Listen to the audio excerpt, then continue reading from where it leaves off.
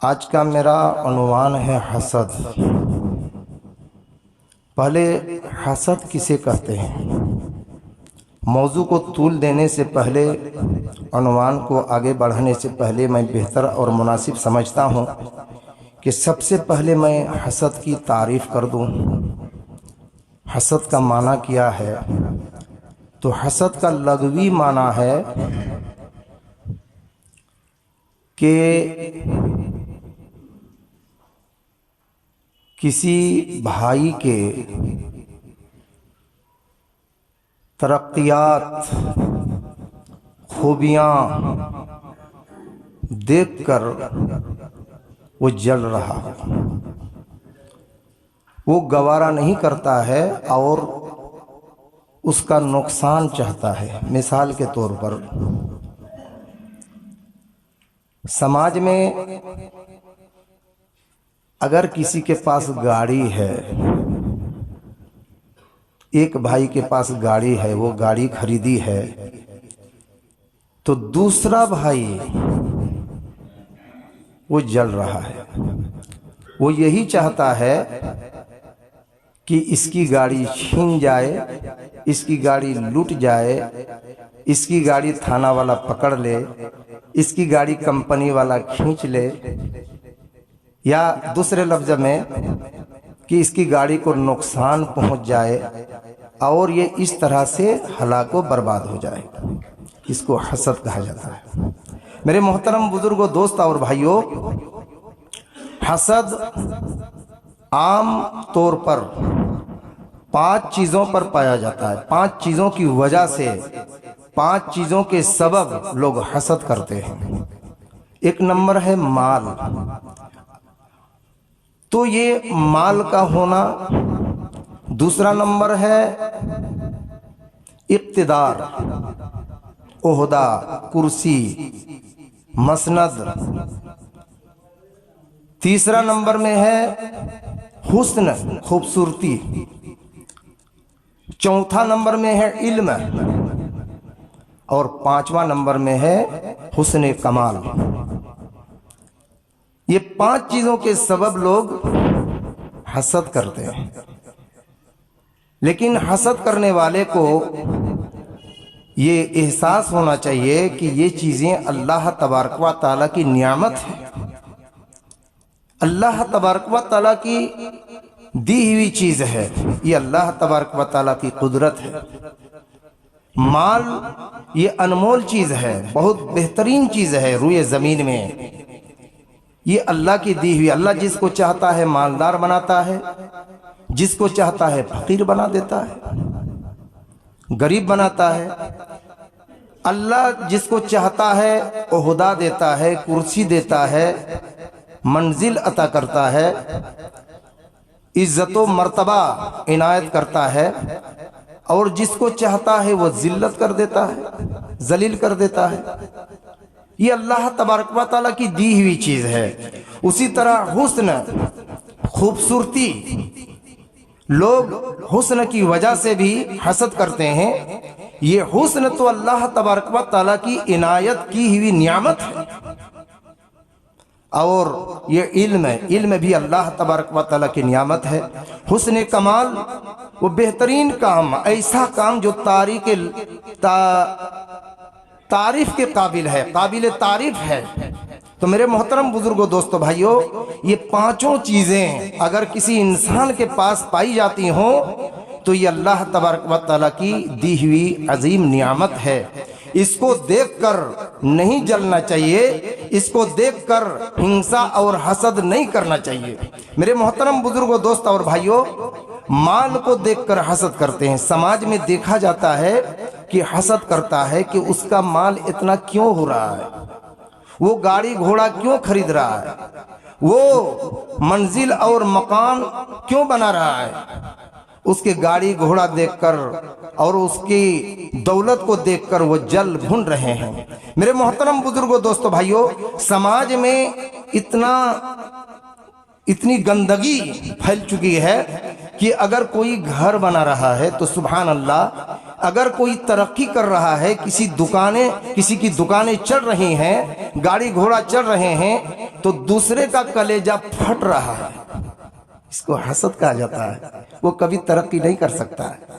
मेरे मोहतरम बुजुर्गों, दोस्तों, भाइयों, अगर किसी को इख्तिदार मिल रहा है, किसी को ओहदा और मंजिलत मिल रही है, अगर किसी को मकाम और रुतबा मिल रहा है, किसी को सेक्रेटरी का ओहदा मिलता है, किसी को सदारत का ओहदा मिलता है, तो किसी को कुर्सी मिलती है, ये देखकर कोई दूसरे जल रहे हैं कि उसको ये ओहदा क्यों मिल रहा है, वो जल भुन रहे हैं। मेरे दोस्तों और भाइयों, समाज में ये बहुत गंदी और बुरी चीज है। मेरे मोहतरम, ये अल्लाह तबारक व तआला की दी हुई नियामत है।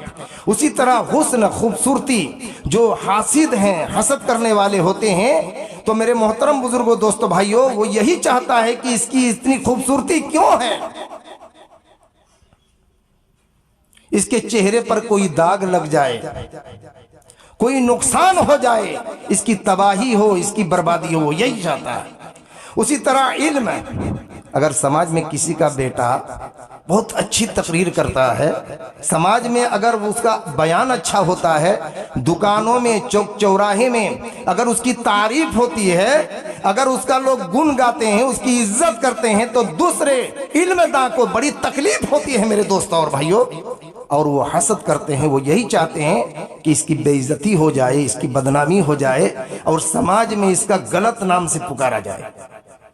मेरे मोहतरम बुजुर्ग, उसी तरह कोई अगर हुस्न कमाल करता है, अच्छा काम करता है, तो जाहिर सी बात है अच्छा करने वाले को बड़ी तारीफ होती है, उसका बड़ा मकाम है, बड़ा रुतबा है। मेरे दोस्तों, समाज में बड़ी इज्जत है। ये अल्लाह तबारक व तआला की दी हुई नियामत है। इन सारी चीजों को देखकर लोग हसद करते हैं, जल रहे हैं, भुन रहे हैं और घुला कर अपने दिल को कमजोर बना रहे हैं। मेरे दोस्तों और भाइयों, ये बहुत बुरी चीज है। उसी तरह समाज में, मुआशरे में अल्लाह तबारक व तआला ने अगर साहिब माल और साहिब कमाल को जहां जरूरी करार दिया है कि तुम इस दौलत को पाकर घमंड मत करो, इस दौलत को पाकर तुम घमंडी मत बनो, उसी जगह अल्लाह तबारक व तआला ने उसको भी ताकीद किया है जिसे अल्लाह तबारक व तआला ने माल से महरूम कर दिया है कि तुम किसी की मालदारी को देखकर, तुम किसी की मालदारी को देखकर अपने दिल को मत जलाओ, तुम हसद में मुब्तला मत हो जाओ। मेरे मोहतरम बुजुर्गों, दोस्तों और भाइयों, पता चला इन सारी बातों से कि रूए जमीन में हसद बहुत बुरी चीज है। हसद करने वाले कभी कामयाब नहीं हो सकते, दुनिया में भी नहीं और आखिरत में भी नहीं। मेरे मोहतरम बुजुर्गों, दोस्तों और भाइयों, समाज में यह भी देखा जाता है कि अगर समाज में किसी के अंदर किसी तरह की खूबियां हैं, कामयाबियां हैं, तो दूसरा चाहता है कि उसका बर्बाद हो। अगर कोई अच्छा खा रहा है, खुशहाल है और आसूदा है, तो मेरे मोहतरम बुजुर्गों, दोस्तों और भाइयों, वो जल भुन को खुद को बर्बाद कर रहा है और हर हाल में यही चाहता है कि उसकी बर्बादी हो, उसकी हलाकती हो। इसी को हसद कहा जाता है। मेरे दोस्तों और भाइयों, ये रूए जमीन में बहुत बदतर चीज है। ये हसद की आग इंसान के दीन को बर्बाद कर देती है और उसके दिल को घुला कर कमजोर कर देता है। इसीलिए अल्लाह तबारक व तआला ने कुरान करीम के अंदर बड़ी ताकीद फरमाई है, उस शर से बचने की बड़ी ताकीद फरमाई है। और अल्लाह तबारक व तआला ने फरमाया है, व मिन शर्रि हासिदिन इज़ा हसद। अल्लाह तबारक व तआला ने ताकीद फरमाई है कि उस शर से पनाह मांगो। व मिन शर्रि हासिदिन इज़ा हसद, कि मैं पनाह, अल्लाह तबारक व तआला की पनाह चाहता हूं हासिद के उस शर से जो हसद के सूरत में नमूदार हुआ। अल्लाहु अकबर। अल्लाह तबारक व तआला ने इसीलिए हसद की शर से पनाह मांगने के लिए कहा है कि तुम अल्लाह तबारक व तआला से पनाह मांगो कि मैं पनाह चाहता हूं मिन शर्रि हासिदिन इज़ा हसद, मैं पनाह चाहता हूं हासिद, हसद करने वालों के उस शर से, उस बुराई से, उस गुनाह से जो हसद کی صورت میں نمودار ہوا ہو جو حسد سے پائی جاتی ہو۔ اللہ تبارک و تعالیٰ نے ایسے حسد سے پناہ مانگا ہے جو نقصان دہ ہو، جو خسارہ ہو، جو بربادی ہو۔ ترمذی شریف کی حدیث ہے، اللہ کے نبی جناب محمد رسول اللہ صلی اللہ علیہ وسلم نے فرمایا ہے کہ حسد اتنی خطرناک چیز ہے کہ حسد نیکیوں کو ویسے ہی جلا دیتی ہے، حسد اچھائیوں کو ویسے ہی جلا دیتی ہے، حسد اچھائیوں کو، نیکیوں کو ویسے ہی تباہ اور خار برباد بنا دیتی ہے جس طرح آگ سوکھی لکڑی کو جلا دیتی ہے۔ سبحان اللہ، غور کیجئے گا، حسد سماج میں ایک دم بہت اوپر چلا گیا ہے، بہت کامیاب ہو چکا ہے۔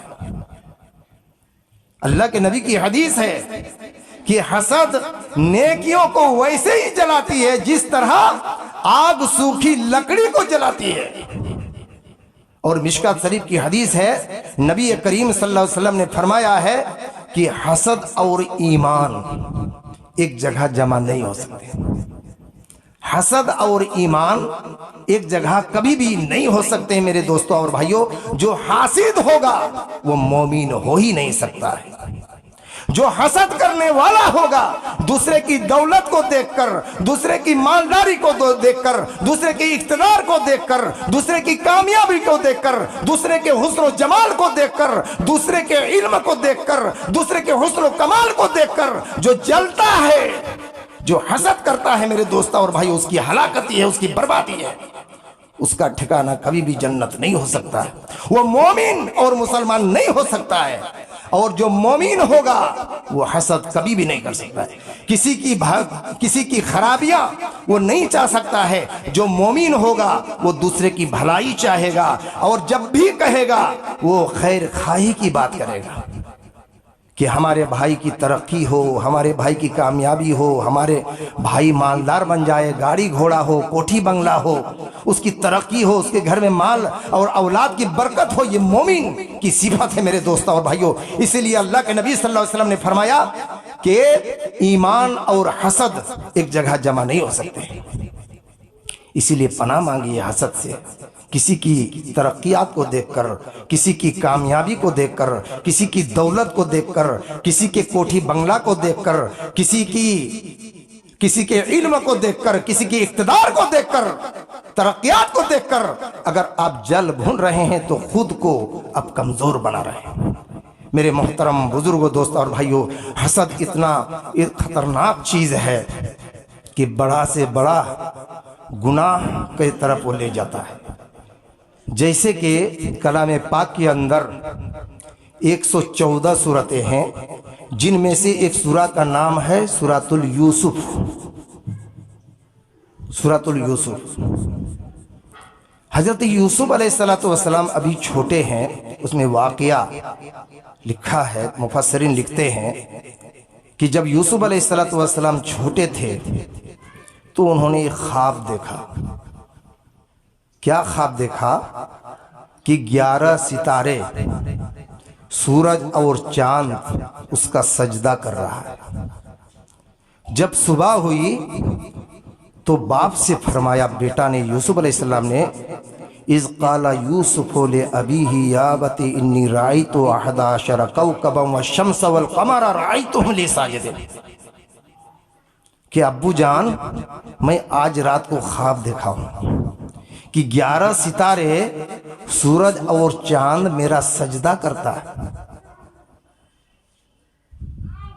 تو حضرت یعقوب علیہ السلام اس کا باپ تھے، وہ سمجھ گئے کہ اس کا ماجرا کیا ہے، نبی ہونے والا ہے یہ، اور نبی کا خواب سچا خواب ہوتا ہے، نبی کا خواب شیطانی خواب نہیں ہوتا ہے، غلط خواب نہیں ہوتا ہے۔ وہ سمجھ گئے کہ اس کو ایک دن وہ عہدہ ملنے والا ہے، وہ کرسی ملنے والی ہے کہ اس کے 11 بھائی اس کا سجدہ کرے گا۔ اس کے 11 بھائی تھے، یہ 11 ستارے سے مراد 11 بھائی ہیں جو اس کا سجدہ کرے گا، اور سورج اور چاند سے مراد اس کے والدین ہیں، باپ اور ماں ہیں، جو ایک دن اس کا سجدہ کرے گا۔ سبحان اللہ۔ حضرت یوسف علیہ السلام کا یہ خواب سن کر حضرت یعقوب علیہ السلام نے بیٹا سے فرمایا، اے میرے بیٹے، جو تم خواب دیکھے ہو اس خواب کو بھائیوں کے سامنے بیان مت کرو. جو تم خواب دیکھے ہو اس خواب کو بھائیوں کے سامنے بیان مت کرو، ذکر مت کرو. اگر تم بھائیوں کے سامنے ذکر کرو گے تو وہ تمہیں نقصان پہنچائے گا، وہ تمہیں خسارہ پہنچائے، وہ فریب میں مبتلا ہو جائے گا. اور یہ شیطان انسان کا کھلا ہوا دشمن ہے. میرے محترم، اس آیت کریمہ کا ترجمہ ہے، حضرت یعقوب علیہ السلام نے بیٹے کو منع کیا، فرمایا کہ بیٹا چپ رہ، خاموش ہو جا، اس بات کو بھائیوں کے سامنے ذکر مت کرو، وہ تمہیں نقصان پہنچائے گا. میرے محترم بزرگوں، دوست اور بھائیوں، نتیجہ یہ ہوا کہ ایک دن بھائیوں کو احساس ہوا کہ ہمارے والد محترم یعقوب علیہ السلام یوسف سے بہت زیادہ محبت کرتے ہیں. یہ حسد پیدا ہو گیا. حسد، میں کہہ رہا تھا کہ حسد انسان کو بڑا سے بڑا گناہ کی طرف لے جاتا ہے، جہنم کی طرف لے جاتا ہے. اس کے دل میں حسد پیدا ہوا کہ میرا باپ یوسف علیہ السلام سے سب سے زیادہ محبت کرتے ہیں، لہذا بھائیوں نے مشورہ کیا، 11 بھائیوں نے، اور مشورہ کرنے کے بعد باپ کے پاس جاتا ہے اور کہتا ہے کہ ابو جان، یوسف علیہ السلام کو ہمیں دے دیجئے، ہم بھی بکریاں اور بھیڑ چرانے جائیں گے. باپ نے کہا کہ بیٹا یہ نہیں ہو سکتا ہے. بالا پھسلا کر ادھر ادھر سے اسے مطمئن کرا کے بیٹا کو لے جاتا ہے، یوسف علیہ السلام کو لے جاتا ہے.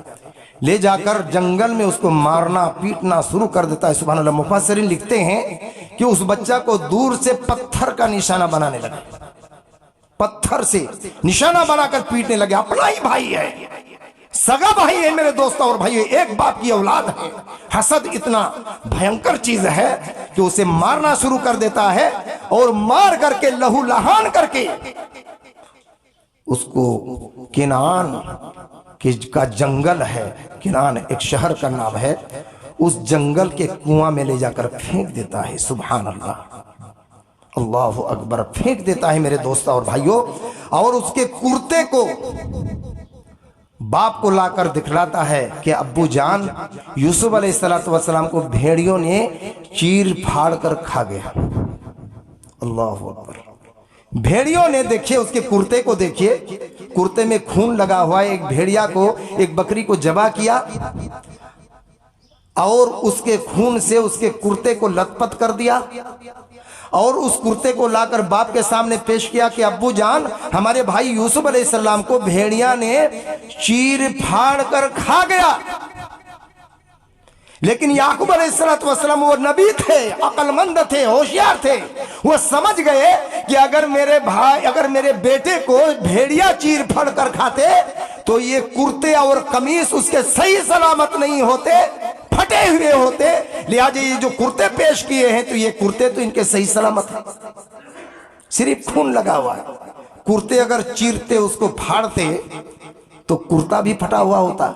لہذا وہ سمجھ گئے کہ ان لوگوں نے مار کر اسے کہیں پھینک دیا ہے، نقصان پہنچایا. میرے محترم، کنواں میں پھینک دیا. جب کنواں میں پھینک رہا تھا تو اللہ تبارک و تعالیٰ نے جبرائیل امین کو بھیجا کہ اے جبرائیل امین، جاؤ اور جا کر اسے پکڑ لو، ورنہ نیچے پتھر ہے، وہ بچہ مر جائے گا. جبرائیل امین نے اس بچہ کو پکڑا اور دھیرے سے جا کر کہیں سوکھی جگہ پر کنارے پر رکھ دیا. اور جب ایک قافلہ ادھر سے گزر رہے تھے، پیاس کا احساس ہوا اور اس کنواں پر جب پہنچے، جب ڈول کو کنواں میں ڈالا تو یوسف علیہ السلام اس کی رسی کو یا اس ڈول میں داخل ہو کر گھس کر وہ اوپر چلا آیا. اس قافلہ نے اس بچہ کو لے جا کر مصر کے بازار میں بیچ دیتا ہے. میرے محترم، اور جب 40 سال کی عمر ہوتی ہے، اس بچہ کا بیچ میں اس کی زندگی گزرتی ہے کہ عزیز مصر اس بچہ کی پرورش کرتا ہے، بیٹا بنا لیتا ہے. اور زلیخا سے اس سے مختلف قسم کے وہ اس پر الزام لگاتی ہے، وہ جیل بھی چلا جاتا ہے، قید خانہ جاتا ہے۔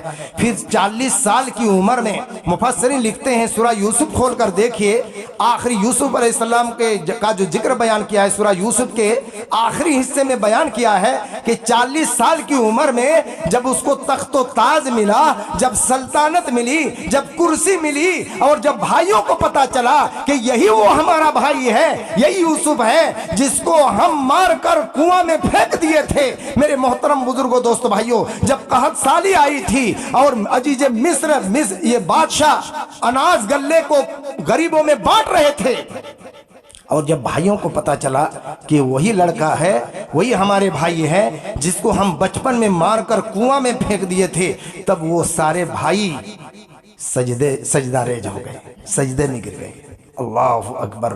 تو میرے محترم، کہنے کا مطلب یہ ہے کہ اتنا بڑا کام انجام دیا بھائیوں نے، ایک بھائی کو قتل کر دیا، ایک بھائی کا خون کر دیا، اور وہ احساس کرنے لگے کہ اس کو تو ہم مار کے ختم کر دیے ہیں، کنواں میں ڈال دیے، وہ بچہ نہیں بچ سکتا ہے، وہ گویا کہ اس کو قتل کر دیا۔ یہاں تک کس نے اس کو پہنچایا؟ حسد نے۔ یہ حسد اتنی خطرناک چیز ہے، جو حاسد ہوگا وہ اپنے بھائی کی بھلائی کبھی نہیں چاہے گا، وہ اپنے بھائی کی بربادی چاہے گا، نقصانات چاہیں گے، وہ اس کی ترقی ہوگی تو اس کے اندر، اس کے دل میں جلن پیدا ہوگا۔ میرے محترم بزرگوں، دوست اور بھائیوں، تو یوسف علیہ السلام کو مار کر کنواں میں بھائیوں نے پھینکا تو وجہ اور سبب یہ تھا کہ ان کے بھائیوں نے حسد کیا اس بات پر کہ ہمارے باپ یعقوب علیہ السلام یوسف علیہ السلام سے زیادہ محبت کرتے ہیں، زیادہ چاہتے ہیں، زیادہ پیار کرتے ہیں، اور ہم سے اتنی محبت نہیں کرتے ہیں۔ یہ حسد پیدا ہوا۔ تو حسد بہت خطرناک چیز ہے میرے دوست اور بھائیوں، حسد سے پناہ مانگنی چاہیے۔ میرے محترم بزرگوں، دوست اور بھائیوں، حسد سے متعلق بہت ساری باتیں، ایک لمبی حدیث ہے، اگر میں 2-4 منٹ آپ لوگوں سے لینا چاہتا ہوں کہ انس بن مالک رضی اللہ تعالیٰ عنہ، ایک لمبی حدیث ہے، بخاری اور مسلم کی حدیث ہے۔ انس بن مالک رضی اللہ تعالیٰ عنہ بیان کرتے ہیں کہ ایک مرتبہ ہم حضور اکرم صلی اللہ علیہ وسلم کے ساتھ تھے۔ اللہ کے نبی جناب محمد رسول اللہ صلی اللہ علیہ وسلم نے ارشاد فرمایا کہ ابھی تمہارے پاس آنے والا شخص وہ جنتی ہوگا، تمہارے پاس آنے والا آدمی وہ جنتی ہوگا، ایک جنتی آدمی آئے گا۔ تو اتنے میں ایک شخص، ایک انصاری صحابی کو دیکھا کہ وہ آئے، اس کی داڑھی سے وضو کے قطرے ٹپک رہے تھے، اور بائیں ہاتھ پر جوتے لٹکے ہوئے تھے، پکڑے ہوئے تھے، آ کر بیٹھ گئے۔ دوسرے دن پھر اللہ کے نبی صلی اللہ علیہ وسلم وہی بات دہرائے، مجلس میں سب بیٹھے، اللہ کے نبی نے فرمایا کہ ابھی تمہارے پاس آنے والا وہ جنتی آدمی ہوگا۔ پھر وہی آدمی آئے، وہی انصاری صحابی آئے۔ تیسرے دن بھی اللہ کے نبی نے فرمایا کہ ابھی تمہارے پاس آنے والا آدمی وہ جنتی ہوگا، جنتی آدمی آئے گا۔ پھر وہی صحابی آئے، 3 روز اور 3 مرتبہ وہی انصاری صحابی وہاں آئے۔ حضرت عبداللہ ابن عمرو بن عاص رضی اللہ تعالیٰ عنہ کے اندر یہ تڑپ پیدا ہوا کہ جیتے جی زندگی ہی میں اللہ کے نبی نے اس کو جنتی قرار دیا، آخر وہ کون سا کام کرتا ہے، کون سا عمل کرتا ہے۔ لہٰذا عبداللہ ابن عمرو یہ اس انصاری صحابی کے پاس گئے اور جا کر فرمایا کہ بھائی میرے، ہمارے باپ بیٹے میں جھگڑا ہو گیا، لڑائی ہو گئی ہے، اور میں نے قسم کھا لی ہے کہ 3 روز تک میں اپنے باپ کے پاس نہیں جاؤں گا، لہٰذا 3 روز آپ کے گھر میں مجھ کو رہنے کی اجازت دے دیجئے۔ تو انہوں نے اجازت دے دی، ساتھ رہنے لگے۔ وہ اصل میں دیکھنا چاہتا تھا حضرت عبداللہ نے کہ یہ کون سا عمل کرتا ہے، کون سا کام کرتا ہے۔ شاید وہ رات بھر اللہ کا ذکر کرتا ہے، شاید وہ رات بھر سوتا نہیں ہے، وہ قرآن کی تلاوت کرتا ہے، کون سا عمل کرتا ہے۔ لہٰذا وہ 3 روز 3 رات اس کے پاس ٹھہرے، کچھ نہیں دیکھا۔ کیا دیکھا؟ وہ خود بیان کرتے ہیں عبداللہ کہ میں اتنا دیکھا، 3 روز اس کے ساتھ رہا، 3 رات اس کے ساتھ رہا، تو اتنا دیکھا کہ جب اس کی نیند ٹوٹتی تھی کھلتی تھی تو وہ صرف کروٹ بدلتا تھا، اور کروٹ بدلتے سمے وہ تھوڑا سا اللہ کا ذکر کرتا تھا اور اللہ اکبر کہتا تھا۔ اللہ اکبر کیا کہتا تھا؟ اللہ اکبر۔ حضرت عبداللہ ابن عمر رضی اللہ تعالی عنہ کہتے ہیں وہ تو سوچا یہ تو معمولی ہے، عام طور پر جو لوگوں میں پایا جاتا ہے سیم وہی چیز ہے، ہم لوگ بھی جاگتے ہیں رات کو تو کروٹ بدلتے ہیں، سبحان اللہ الحمدللہ اللہ اکبر کہتے ہیں، اللہ کا ذکر کرتے ہیں، تو پھر اس کے اندر تو کوئی خوبی ہم نے نہیں دیکھا، وہی چیز ہے جو عام طور پر پایا جاتا ہے۔ میرے محترم لا محلہ حضرت عبداللہ نے اس انصاری صحابی سے ذکر کیا کہ اے میرے بھائی، جب صبح ہوئی 3 روز گزر گیا تو فرمایا کہ اے میرے بھائی، میں ہمارے باپ بیٹے کے اندر کوئی جھگڑا نہیں ہے، کوئی لڑائی نہیں ہے، باپ کی ناراضگی مجھ پر کچھ بھی نہیں ہے، اور نہ میں کوئی قسم کھایا ہے، بلکہ واقعہ یہ ہے کہ ہم اللہ کے نبی جناب محمد رسول اللہ صلی اللہ علیہ وسلم کے ساتھ تھے۔ اللہ کے نبی نے فرمایا کہ ابھی تمہارے پاس آنے والا جنتی آدمی ہوگا، اور یہ چیز 3 روز 3 مرتبہ دہرائے، اور تینوں مرتبہ آپ ہی آئے۔ سبحان اللہ، اب بڑے خوش نصیب ہیں کہ اللہ کے نبی جناب محمد رسول اللہ صلی اللہ علیہ وسلم نے آپ کو دنیا ہی میں جنتی قرار دیا۔ اللہ اکبر۔ تو میں تو آپ کے اندر کچھ بھی دیکھا نہیں، آخر کیا وجہ ہے؟ تو اس انصاری صحابی نے فرمایا کہ یہ تو آپ نے دیکھ لیا کہ میں کوئی بڑا کام نہیں کرتا، وہی جو معمولی ہے، اس سے بڑھ کر میرے اندر کچھ بھی نہیں ہے۔ یہ جب سنا تو عبداللہ ابن عمر رضی اللہ تعالی عنہ وہ جانے لگے، پیٹ پھر کر جانے لگے، کچھ دور گئے تو پھر بلائے اور فرمایا کہ میرے اندر تو کوئی بڑا اور خاص عمل نہیں ہے، لیکن ایک عمل ضرور ہے۔ وہ ایک عمل یہ ہے کہ میں اپنے دل میں کسی مسلمان بھائی کے بارے میں کوئی کھوٹ نہیں رکھتا ہوں، کوئی نفاق نہیں رکھتا ہوں، کوئی بغض اور حسد نہیں رکھتا ہوں، میں اپنے بھائی کے بارے میں، مسلمانوں کے بارے میں کوئی کھوٹ نہیں رکھتا ہوں، اور نہ میں اپنے بھائی کے بارے میں کسی طرح کا حسد کرتا ہوں۔ سبحان اللہ۔ حضرت عبداللہ ابن عمرو بن العاص رضی اللہ تعالیٰ عنہ نے فرمایا کہ یہی خاص ہے کہ آپ کسی کے بارے میں حسد نہیں کرتے ہیں۔ سبحان اللہ۔ پتہ یہ چلا میرے دوستوں اور بھائیوں، جس کے اندر حسد نہیں رہے گا، جو کسی کے بارے میں حسد نہیں کرے گا اور مومن ہوگا، تو یقیناً وہ جنتی ہوگا۔ میرے دوستوں اور بھائیوں، اللہ کے نبی جناب محمد رسول اللہ صلی اللہ علیہ وسلم نے ایسے شخص کے بارے میں بشارت دیا ہے کہ وہ جنتی ہے۔ اور حضرت ابی ہریرہ رضی اللہ تعالیٰ عنہ بیان کرتے ہیں، بخاری مسلم کی حدیث ہے، اللہ کے نبی جناب محمد رسول اللہ صلی اللہ علیہ وسلم نے فرمایا کہ 2 شخصوں پر حسد جائز ہے۔ وہ 2 شخص کون ہے؟ جو کثرت سے دن رات قرآن کی تلاوت کرتے ہیں، اس کا حسد کیجئے کہ وہ قرآن کی تلاوت کرتے ہیں، ہم بھی قرآن کی تلاوت کریں گے، یہ حسد کیجئے۔ اور مالدار ہیں، دوسرا شخص مالدار ہیں جو دن رات بے دریغ اپنے مال کو اللہ کے راستے میں وقف کرتے ہیں، خرچ کرتے ہیں، اس پر حسد کیجئے کہ وہی اکیلا دینے والا ہے، ہم بھی دینے والے ہیں۔ اللہ کی عبادت میں حسد کیجئے۔ کوئی علم حاصل کرتا ہے، رات بھر جاگ کر دوسرا بھائی بھی حسد کرے کہ وہی اکیلا جاگ کر علم حاصل کر سکتا ہے، ہم بھی علم حاصل کر سکتے ہیں، یہ جائز ہے۔ لیکن اس کو نقصانات پہنچانے کے خیال سے اگر آپ حسد کر رہے ہیں تو یہ تو بھائی آپ کو جنت کبھی نہیں پہنچا سکتا ہے۔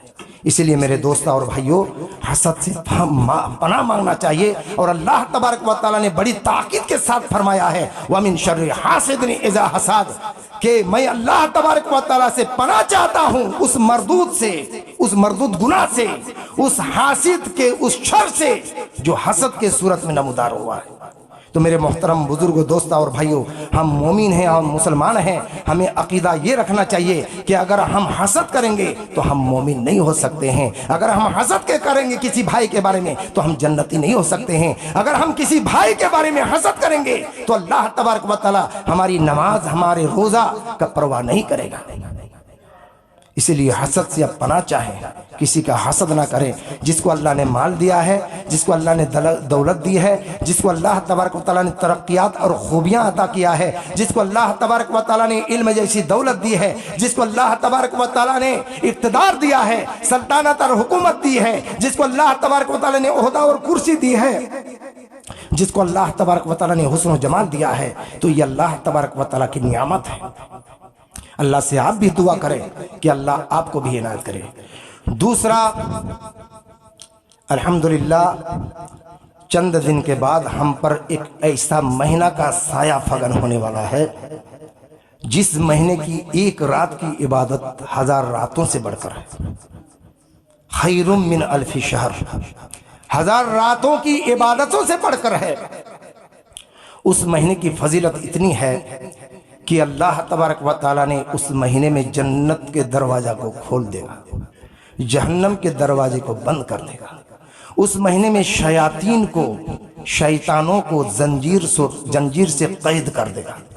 اس مہینے میں اتنی فضیلت ہے سبحان اللہ کہ کوئی اگر کسی روزہ دار بھائی کو افطار کرا دے گا تو روزے کے برابر اس کو ثواب ملے گا، روزہ دار کے برابر۔ اور اگر کوئی کسی کو آشودہ کر کے کھلا دے گا، اللہ تبارک و تعالیٰ اسے جنت کا بھرپور کھانا کھلائے گا۔ اتنی فضیلت ہے میرے دوست اور بھائیوں۔ یہ رمضان المبارک کا مہینہ کی تیاری ہمیں پورا سال کرنا چاہیے۔ اچانک رمضان کے مہینہ، مان لیجئے باقی مہینوں میں آپ نماز نہیں پڑھ رہے ہیں، روزہ نہیں رکھ رہے ہیں، قرآن کی تلاوت نہیں کر رہے ہیں، ذکر و اذکار نہیں کر رہے ہیں، رمضان کا مہینہ آ جائے گا اس پر بڑا گراں گزرے گا۔ اسی لیے میرے دوستو 12 مہینہ 11 مہینہ بھی روزہ کی عادت ہونی چاہیے۔ نفل عبادت ہر مہینہ 3 روز رکھنا چاہیے۔ اگر 3 روز ایک مہینہ میں کوئی روزہ رکھتا ہے تو 1 مہینہ کے برابر اس کو ثواب ملتا ہے۔ 1 روزہ 10 دن، 1 روزہ 10 دن، 1 روزہ 10 دن کا ثواب ملتا ہے۔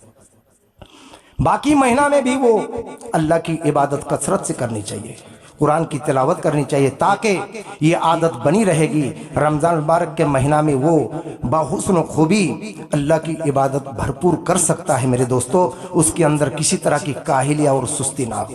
مثال دیا ہے، کسی نے سوال کیا ہے کہ جناب رمضان کا مہینہ ہے، جب رمضان کا مہینہ آ جاتا ہے تو شیطان کو اللہ قید کر دیتا ہے، پھر بھی لوگ رمضان کے مہینہ میں چوری کیوں کرتا ہے، زنا کیوں کرتا ہے، جھوٹ کیوں بولتا ہے، ڈاکہ کیوں ڈالتا ہے، چغلی اور غیبت کیوں کرتے ہیں، حسد کیوں کرتے ہیں؟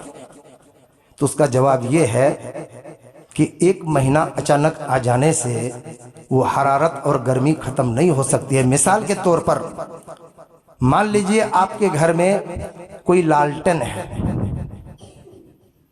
لالٹن جلا کر رکھے ہیں، اچانک اس کی بتی کو بجھا دیجئے گا تو شیشے کی گرمی ترنت ختم ہو جائے گا؟ ترنت ختم نہیں ہو سکتی ہے، اس کی حرارت باقی رہتی ہے۔ اسی طرح 11 مہینہ کوئی شراب پیتا رہا ہے، کوئی چوری کرتا رہا ہے، لوٹری کھیلتا رہا ہے، جھوٹ بولتا رہا ہے، برائی کا کام کرتا رہا ہے، رمضان کے مہینہ آ جانے سے کیا یہ اچانک ختم ہو جائے گا؟